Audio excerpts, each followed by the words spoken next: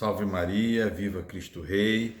É com grande alegria que a gente grava mais uma aula. Acho que essa aula é a aula número 7, e parece até providência divina falar sobre a pessoa de Cristo justamente na Semana Santa, né?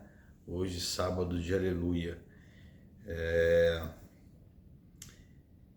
É com uma alegria que o nosso coração fica transbordando, né? Porque é nosso Deus que morreu na cruz por nós, para pagar todos os nossos pecados, para nos tirar dessa dívida impagável, que nós criamos a dívida, mas não por nós mesmos não poderemos pagar uma dívida que a gente mesmo criou, né? Mas hoje, então, a gente vai falar sobre a pessoa de Cristo, depois de alguns atrasos. A gente fez a última aula sobre se o homem tem corpo, alma e espírito, né? E a penúltima sobre um pouco da história de Israel, para a pessoa entender um pouco melhor o Antigo Testamento, para compreender melhor o Novo. Mas chegou o grande dia então. Então vamos orar, agradecer a Deus por mais uma hora de entrega da nossa vida para Ele e que Ele possa conduzir esse momento, né? Em nome do Pai, do Filho e do Espírito Santo. Amém. Ave Maria, cheia de graça, o Senhor é convosco. Bendita sois vós entre as mulheres, e bendito é o fruto do vosso ventre, Jesus. Santa Maria, Mãe de Deus, rogai por nós, pecadores, agora e na hora de nossa morte. Amém. São Tomás de Aquino, rogai por nós. Santo Agostinho, rogai por nós. Em nome do Pai, do Filho e do Espírito Santo. Amém. Bom, então nós vamos falar hoje sobre a pessoa de Cristo e o porquê que Cristo teve que se encarnar para pagar os nossos pecados. Nós vamos entender um pouco melhor isso. E é de fundamental importância para entender isso você ter assistido às aulas da filosofia, né? Lá que fala sobre a metafísica, que fala sobre matéria e forma, porque nós, não sei se vocês vão lembrar, nós somos compostos, nós humanos somos compostos de matéria e forma, essência e ato de ser, substâncias e acidentes, certo?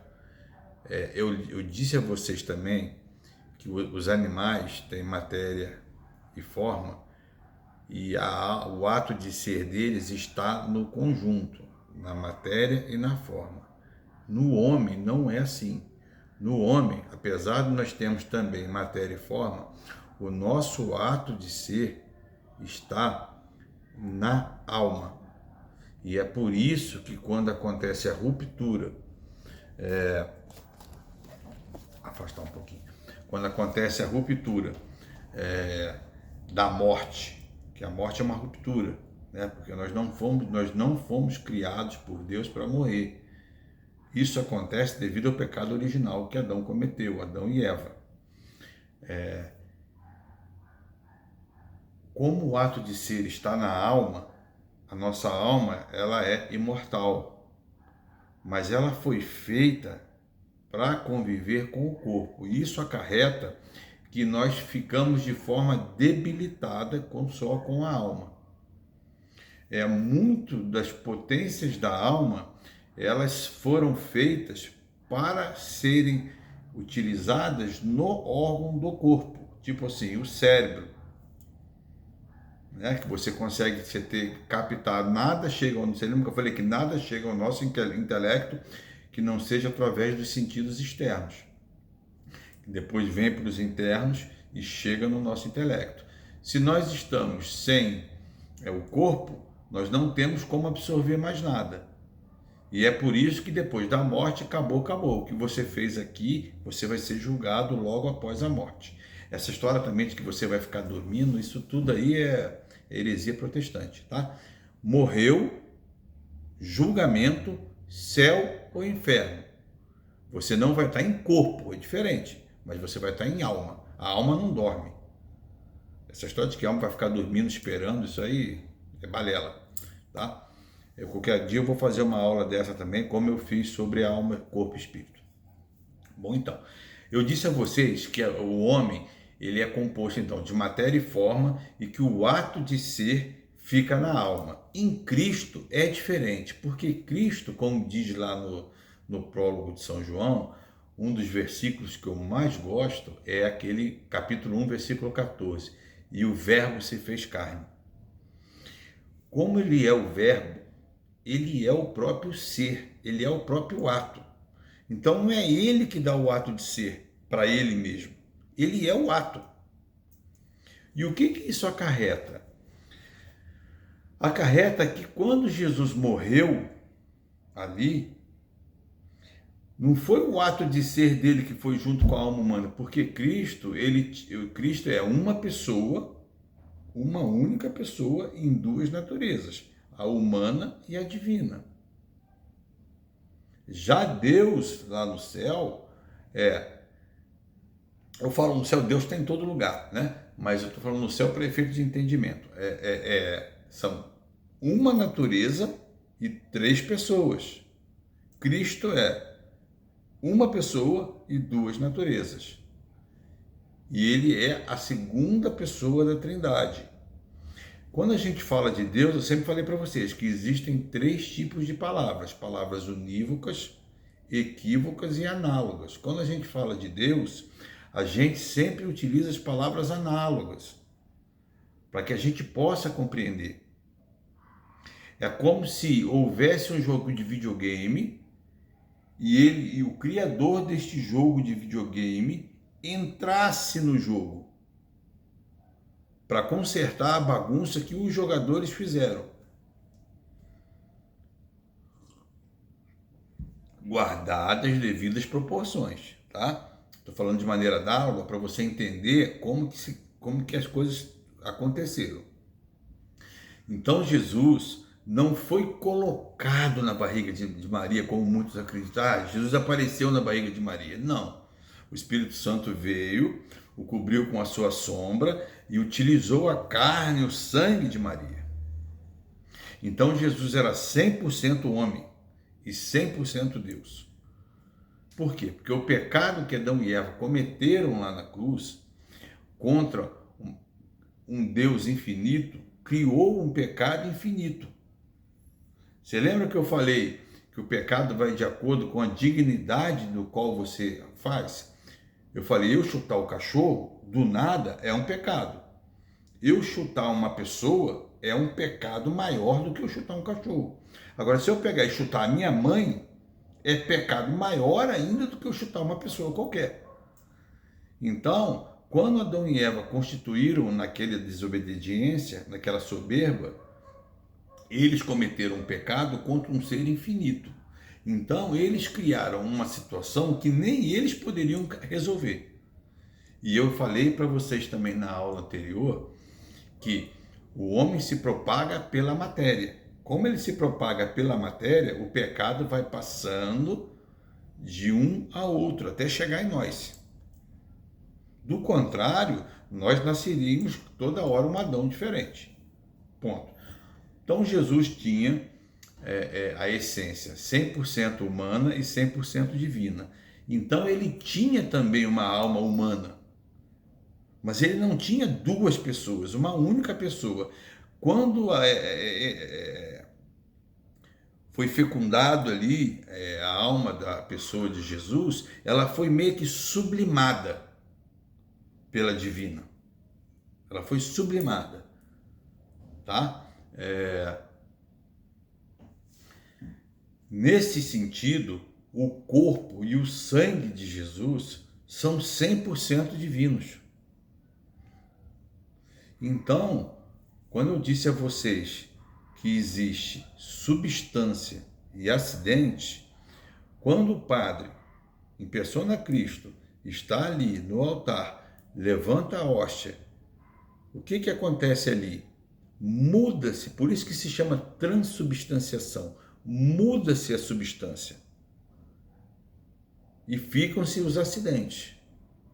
Então ali, do mesmo jeito que ocorreu ali, na concepção ali de Maria, e quando Jesus morreu, o corpo, o cadáver estava ali, naquele sepulcro, era o corpo pessoal de Jesus que estava ali.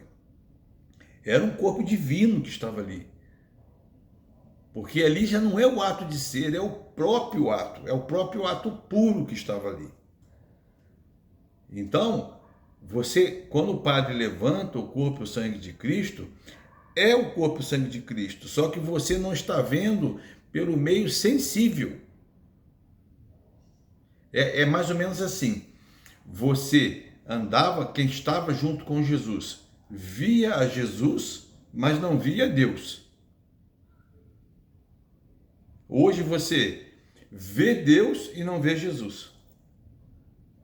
Enfim, quando Jesus então morreu, crucificado naquela cruz, ele desceu à mansão dos mortos, foi pregar lá no seio de Abraão, chamado limbo, seio de Abraão, e todos aqueles que morreram em amizade com Deus, Jesus os carregou para o céu, e aqueles que morreram afastados de Deus foram para o inferno, em alma, ainda não foram em corpo, porque todos irão em corpo e alma, ou para o céu ou para o inferno.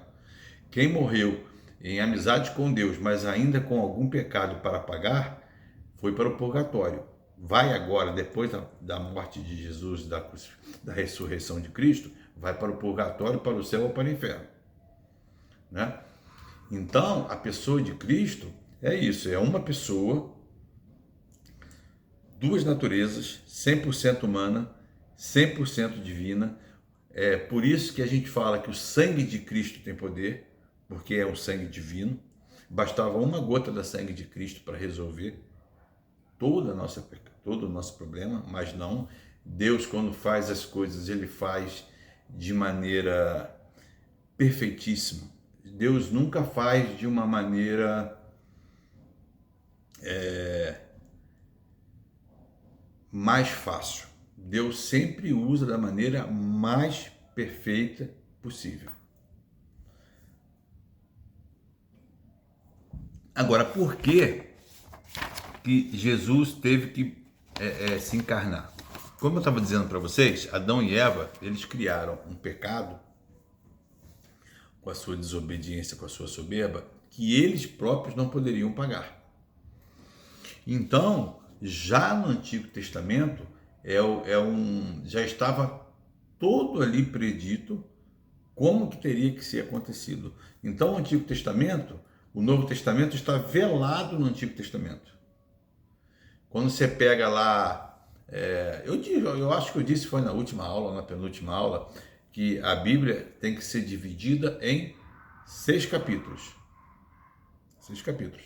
Eu falei para vocês que é criação, queda, Israel, Jesus e igreja e consumação. Se você ler a Bíblia de maneira diferente, você não vai conseguir entender. Tudo isso aqui, todos os 6 capítulos estão ali preditos, mas você quando lê uma história de Sansão, de Davi, tudo, você tem que ler pensando o que a Bíblia está me dizendo sobre Jesus, porque Jesus é o centro de tudo. Essa é a finalidade da palavra de Deus. Essa é a finalidade. Então, quando a gente pensa assim, no Mar Vermelho, que os judeus passando, na verdade ainda eram os hebreus, né? Os hebreus passando ali no Mar Vermelho, o mar se abrindo, prefigurava o que? A passagem, é o batismo. Por aí vai. Aí você tem várias posições na Bíblia que fazem essa analogia ao Novo Testamento, né? Uma outra coisa que eu gostaria de falar para vocês entenderem também, que eu acho que eu não disse na primeira parte, que antes que eu me esqueça, é importante falar o seguinte, como Jesus é 100% Deus e 100% homem, existem algumas passagens que às vezes que nós lemos nos parecem meio confusas, mas é porque ora Jesus fala como a segunda pessoa da Trindade, ora ele fala como homem e ora ele fala como Deus. Então, vou dar um exemplo para vocês. Quando Jesus fala, o Pai é maior do que eu. Ele fala como a segunda pessoa da Trindade e fala por humildade.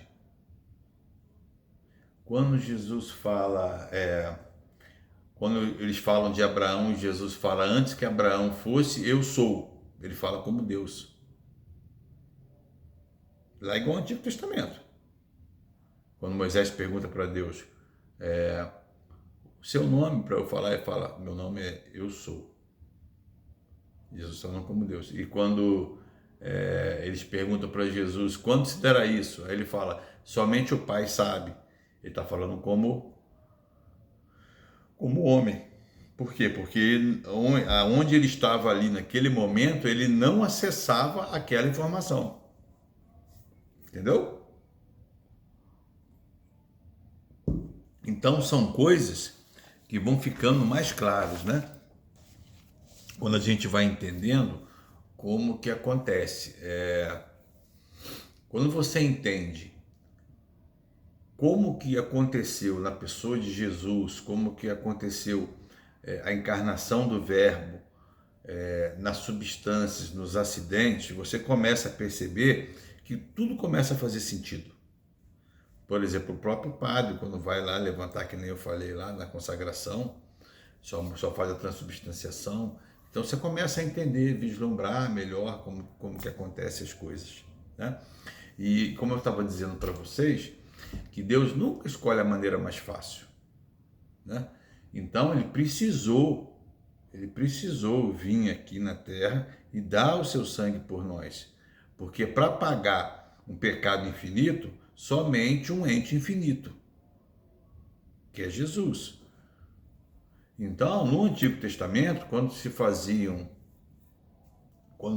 aquelas expiações todas, né, dos animais, tudo, era uma coisa momentânea ali, né? Porque no templo entravam os sacerdotes, no segundo estágio, no primeiro somente o sumo sacerdote, e ele tinha que ir lá levar as oblações, fazer lá os sacrifícios, mas era uma vez por ano que ele entrava, e cada vez tinha que fazer um sacrifício.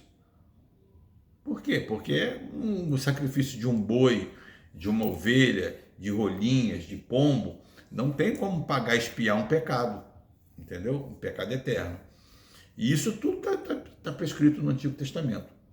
Vai lá, você lê Isaías, fala muito, Zacarias, nota, todo o Antigo Testamento que você consegue ver, você consegue ler, você percebe claramente falando da pessoa de Cristo. Claramente. Melquisedeque também já representa também a pessoa de Cristo, o sacerdócio, né? Então, é importante a gente salientar um outro ponto também.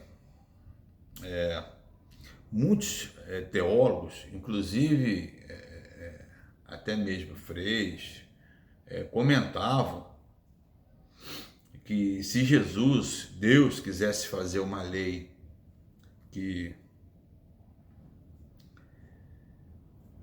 ele fez os 10 mandamentos daquele jeito porque ele quis, não porque é o certo. Isso contradiz completamente a essência de Deus. Por isso que eu venho afirmando para vocês, desde o início da primeira aula, a importância de você estudar um pouco de filosofia, não para você estudar os filósofos, mas para você estudar a filosofia realista, a filosofia perene, a filosofia de São Tomás de Aquino, porque você vai conseguir entender e vai começar a fazer sentido para você que certas coisas que as pessoas falam não têm a menor lógica. E Deus jamais vai fazer você acreditar numa coisa que não tenha lógica, porque isso vai contra a natureza dele. Deus, quando nos fez, ele nos fez seres racionais. Ele nos fazendo seres racionais, ele não tem como fazer a gente acreditar numa coisa que é irracional. Pode ter coisas que nós não alcancemos com o nosso raciocínio, com a nossa inteligência, mas elas não são ilógicas. Nenhuma das coisas que Deus nos pede para acreditar na fé é ilógica. Quando alguma coisa ilógica acontece, ou dentro da igreja, ou que seja fora da igreja, você pode ter certeza que não tem o dedo de Deus ali. Não tem. Não tem. Alguma coisa sempre está errada. Quando eu falo isso, você quer ver um exemplo? Às vezes a gente dá até uma desvirtuada no tema, mas é porque são coisas importantes que é para vocês perceberem que indiretamente nos remete ao tema.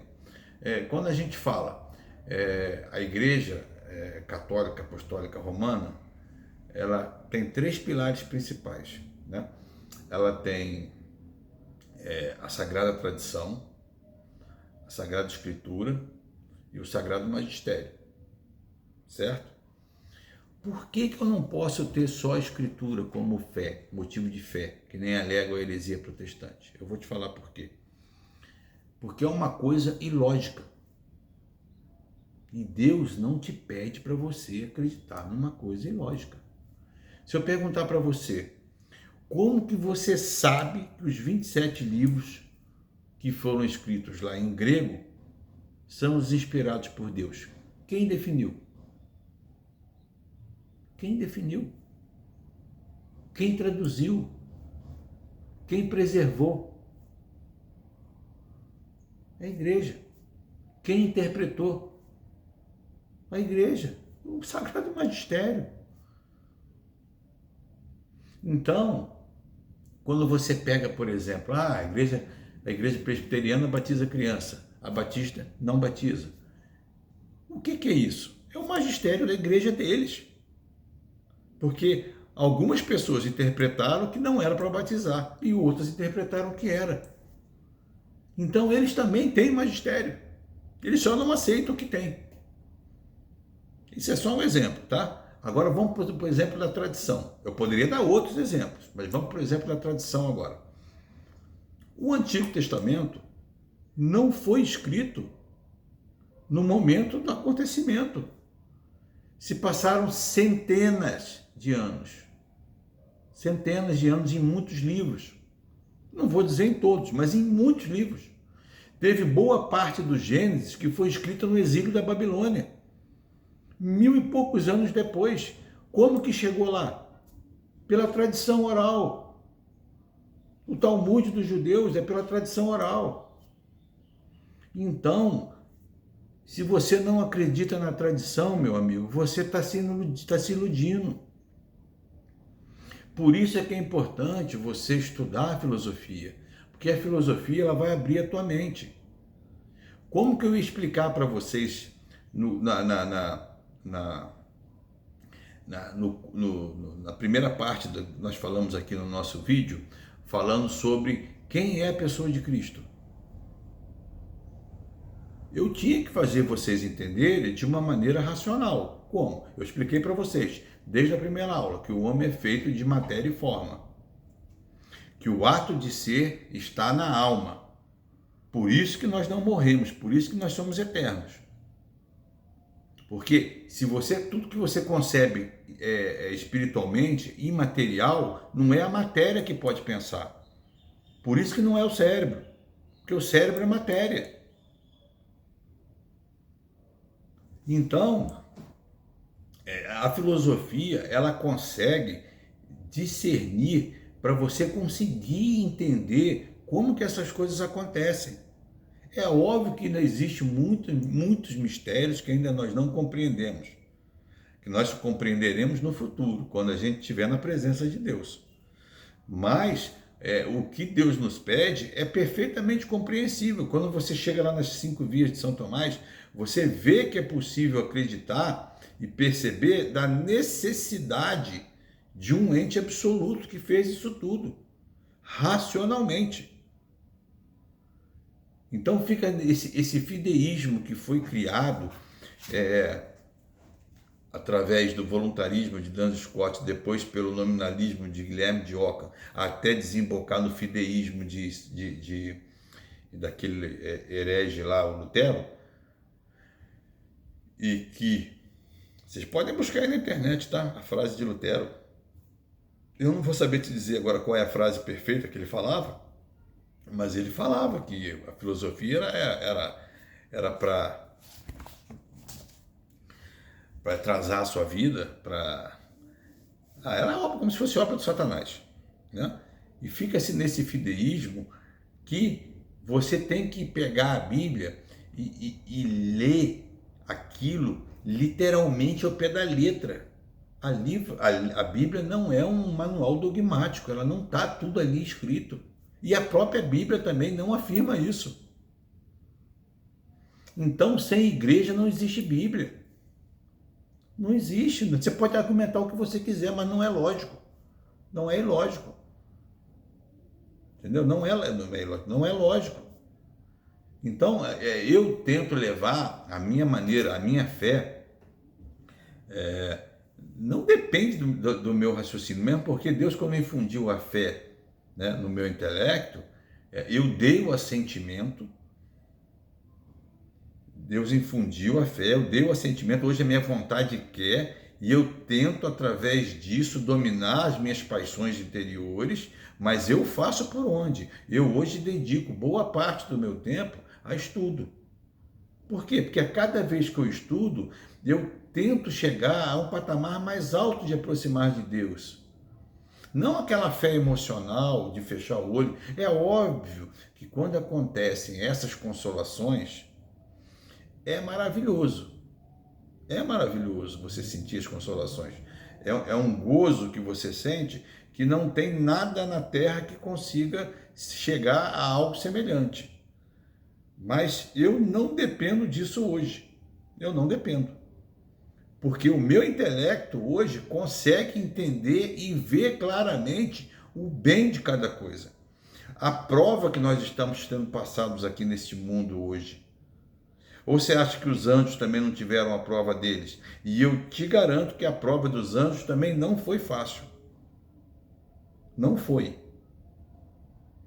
Como a nossa também não está sendo. E vai piorar. Porque o mundo que a gente está vivendo hoje, cada vez mais perdido, maluco, né?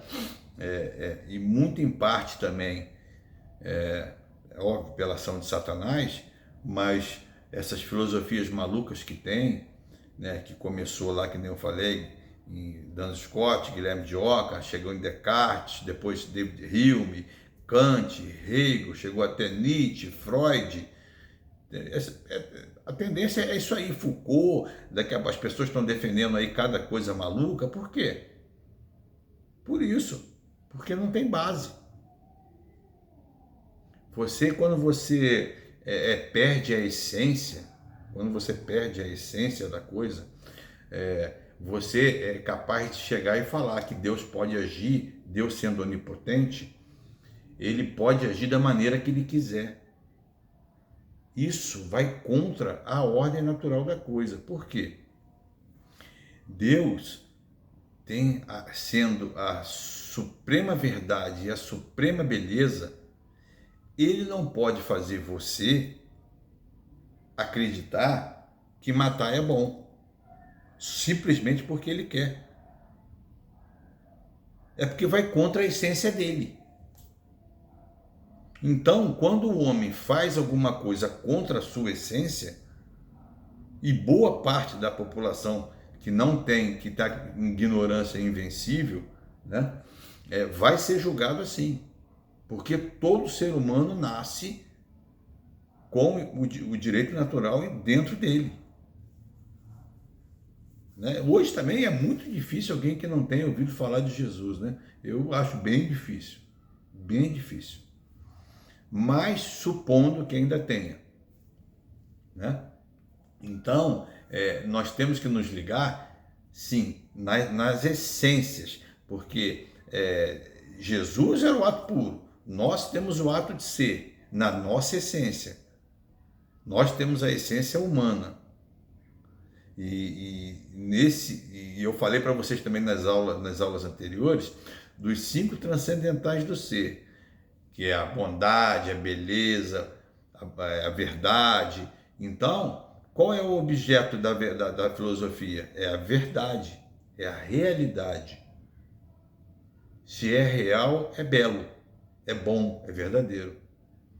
Então, nós temos que nos ligar na essência. Para finalizar, Jesus tinha a essência 100% homem, 100% divina, em uma única pessoa. Ele, quando morreu, ele morreu naquela cruz, ele pagou o nosso preço. Por quê? Porque ali era o sangue divino, era a carne divina que estava ali.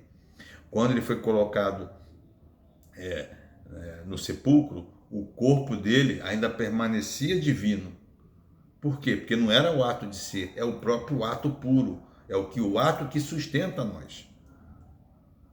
Né? Falar de Deus, de Jesus, é a coisa mais maravilhosa que tem. Às vezes não dá para a gente falar como se fosse uma pregação, porque nós estamos falando um tema mais filosófico, né?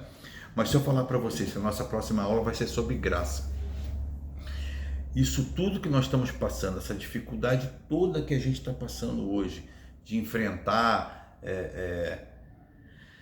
esse mundo que jaz do maligno, conforme a palavra de Deus nos diz, mas a vitória vai ser ver o que? A beatitude divina. E o que é?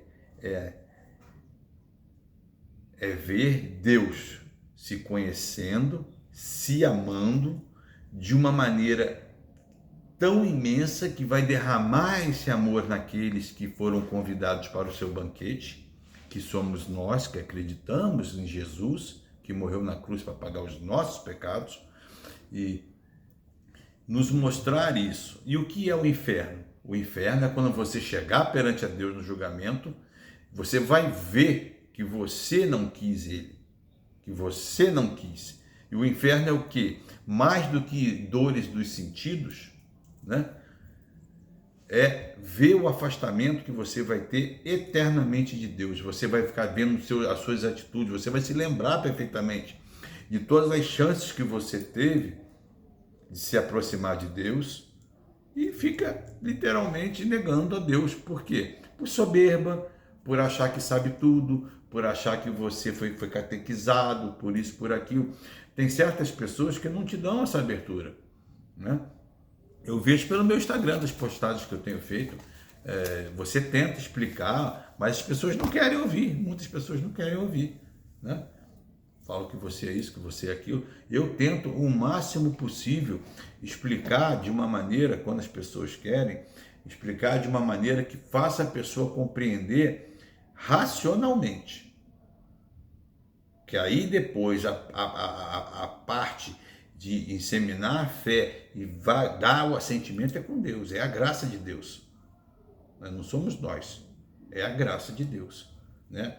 Então, meus amados, a próxima aula nós vamos falar sobre a graça. Eu espero que tenha ficado claro, que vocês tenham entendido a pessoa de Cristo, que não vou ficar aqui repetindo toda hora, mas conforme eu disse lá, uma pessoa, não são duas pessoas.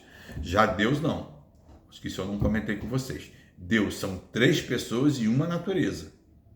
Jesus é uma pessoa em duas naturezas, é o contrário, tá? Então, basicamente é isso. Voltem lá nas outras aulas, peguem bem essa parte de filosofia, porque isso é muito importante. Isso é o que vai fazer vocês enxergarem o mundo de outra maneira, tá? Um outro recado é que a gente vai começar já essa semana um curso de filosofia. Se alguém quiser, pode botar aí nos comentários, ou mande aí no meu e-mail. Aí, se você entrar no bio lá do Instagram, tem até meu WhatsApp. Eu boto vocês no grupo. Nós vamos postar aqui no YouTube, mas aí você não vai participar ao vivo. Nós vamos começar desde os pré-socráticos, bem devagarzinho, explicando para vocês conseguirem compreender. Porque a filosofia, ao contrário do que muitas pessoas dizem, ela não vai te afastar de Deus. Ela vai fazer você se aproximar de Deus. Pode ter certeza que eu estou te falando. Ela vai fazer te aproximar. Tá bom?